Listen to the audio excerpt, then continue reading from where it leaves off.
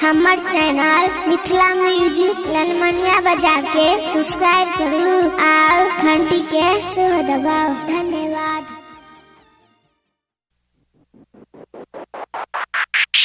Presented by JK Music Recording Studio, Toll Bazaar। तार गे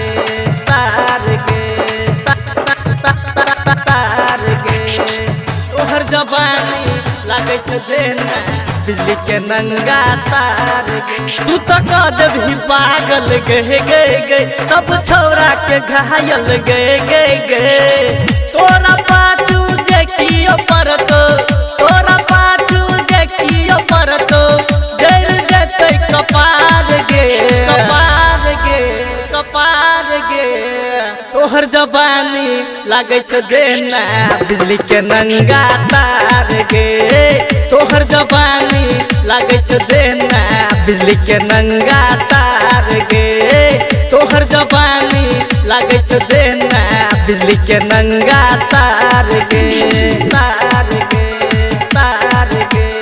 JK Music Recording Studio, Toll Bazaar।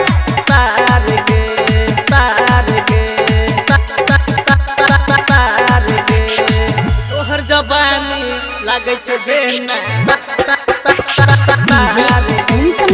तोहर जवानी लागे छो जेना बिजली के नंगा तार गे रहै छी लागल कदै छे पागल छोड़िया तोरे सन गे। हाँ छोरा सबके लूट के गोरा किया करै छी तू छम गे करै छी तू छम गे रहै छी लागल कदै छे पागल छोड़िया तोरे सन गे। हाँ छोरा सबके लूट के गोरा किया करै छी तू छम गे।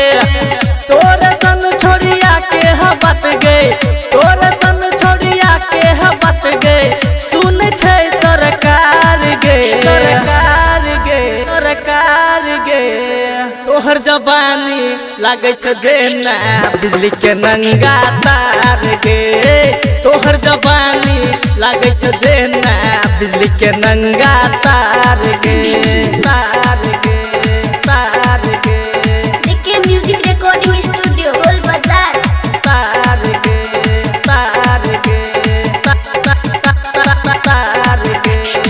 तोहर जवानी लागे छो जेना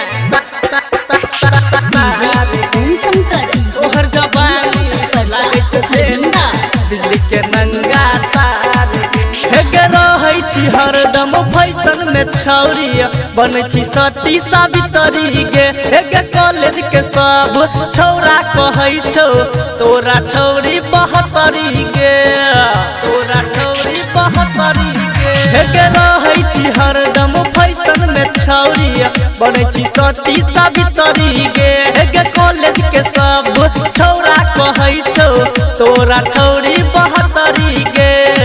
ताकै छौ सब तोरा ऊपर गे छौरी ताकै छौ सब तोरा ऊपर गे छौरी करै न छे विचार गे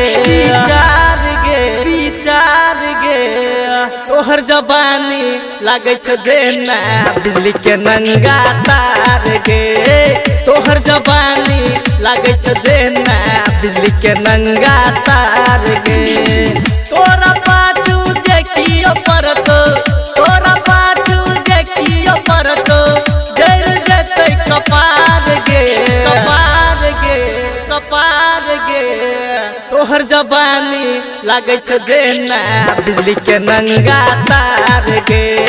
तोहर जवानी लागे छो जेना बिजली के नंगा तार गे। तोहर जवानी लागे छो जेना बिजली के नंगा तार गे।